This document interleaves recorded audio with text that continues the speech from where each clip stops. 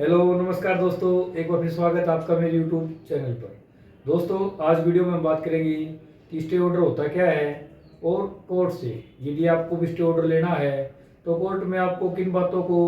साबित करना पड़ेगा जिससे कोर्ट जल्दी से जल्दी आपके फेवर में स्टे ऑर्डर पारित कर दे। इससे पहले अपनी वीडियो शुरू करें आपको बता दें, यदि आप भी लीगल टॉपिक में इंटरेस्टेड तो हमारे चैनल को सब्सक्राइब कर लें, बेल आइकन को जरूर प्रेस कर लें ताकि वीडियो में दी गई जानकारी की नोटिफिकेशन सबसे पहले आप तक पहुंच सके। दोस्तों जब भी हमारे किसी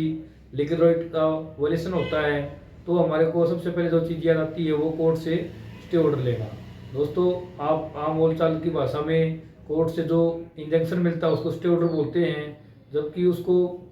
कोर्ट की लैंग्वेज में इंजंक्शन या निषेधाज्ञा कानून बोलते हैं। दोस्तों जब भी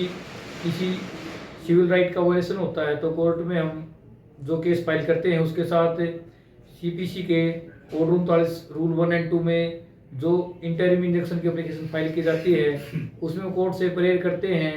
कि दूसरी पार्टी, चाहे वो कोई सरकार के कोई ऑर्गेनाइजेशन हो या कोई प्राइवेट पर्सन हो या कोई ऐसी पार्टी जो हमारे किसी लीगल राइट का वॉयलेशन करती है, तो हम उसको किसी काम को करने या ना करने बारे में कोर्ट में केस डालते हैं और उसके साथ में उसको रोकने बारे में एप्लीकेशन मूव करते हैं। तो दोस्तों जब कोर्ट हमारे को स्टे ऑर्डर देती है तो हमें कोर्ट में सबसे पहले 3 बातों को प्रूव करना पड़ता है। सबसे पहले था प्राइमा फेशिया केस, यानी कि आपने जो केस डाला है वो दिखने से ही ऐसा लगना चाहिए कि यदि आपको कोर्ट आपके फेवर में इंजेक्शन ऑर्डर लागू नहीं करती है तो आपको बहुत ज़्यादा लॉस होगा और आपका जो केस है वो जेन्युइन है। दूसरा होता है,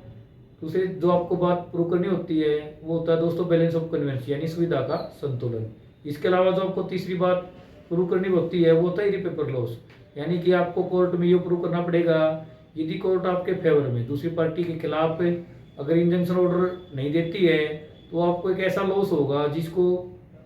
पैसे से या किसी भी प्रकार से जिसकी क्षतिपूर्ति करना असंभव है। उदाहरण के लिए मान लीजिए यदि आपने किसी व्यक्ति से कोई प्लॉट लेने बारे कोई एग्रीमेंट टू सेल किया है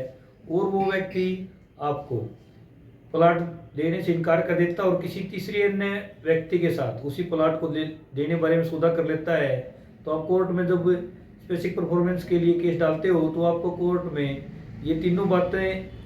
प्रूव करनी पड़ेंगी। और यदि कोर्ट को ऐसा लगेगा कि आपको यदि इंटरिम इंजंक्शन आपके फेवर में या जो स्टे ऑर्डर है वो लागू नहीं किया गया है तो आपको इररिपेबल लॉस होगा या प्राइमा फेशिया आपके फेवर में केस है या कोर्ट को इसके साथ बैलेंस ऑफ कन्वेंस से देखना पड़ता है। तो दोस्तों आज वीडियो में हमने बात की कि हम जब भी कोर्ट से किसी पार्टी के खिलाफ या किसी अन्य पर्सन थर्ड पर्सन जो है जिसके खिलाफ हम केस फाइल करते हैं कोई स्टे ऑर्डर लेना चाहते हैं तो हमें पहले प्रकार से कोर्ट के सामने 3 बातों को प्रूव करना पड़ता है, जिसमें प्राइमा फेशिया आपका केस, बैलेंस ऑफ कन्वेंस और इररिपेबल लॉस। और यदि कोर्ट को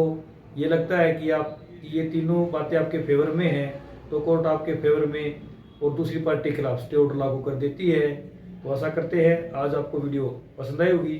वीडियो पसंद है वीडियो को लाइक कर लें, चैनल को सब्सक्राइब कर लें। इसके अलावा कोई शिकायत या सुझाव है तो कमेंट बॉक्स में लिखकर जरूर बताएं। धन्यवाद।